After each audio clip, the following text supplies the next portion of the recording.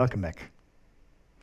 The Wageningse Berg was created by the Ice Age, and it changed the course of the River Rhine. One thing, the Ice Age, always leads to another one, the changing of the riverbed. The academic name for this is path dependence. Most agent-based models show path-dependent behavior. For instance, imagine a world in which only two kinds of people live, recyclers and wastefuls. The wastefuls, they destroy the earth, so it turns yellow. They can only thrive if there are enough recyclers who restore the world, but when recycling costs are high and only paid for by the recyclers will die out, and then the wastefuls will follow their fate, as you can see here. This is another case of path dependence.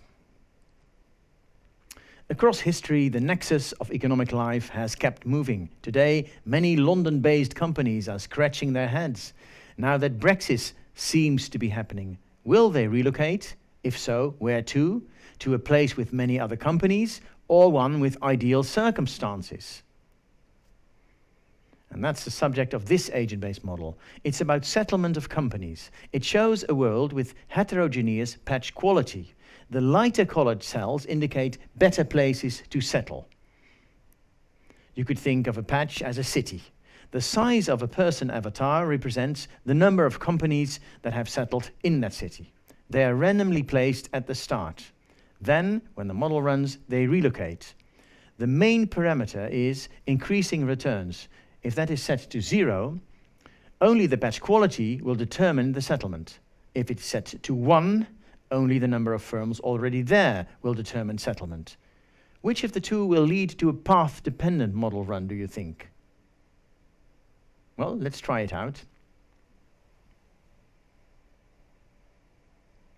Here we see only the path, the patch quality determines settlement.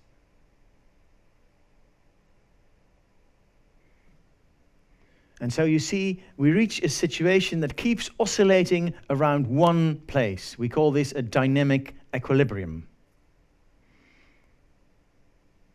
Now, if it's only the number of firms already present in a place that determines settlement, one hub wins the day, and it doesn't need to have a light color. It doesn't need to have a good quality.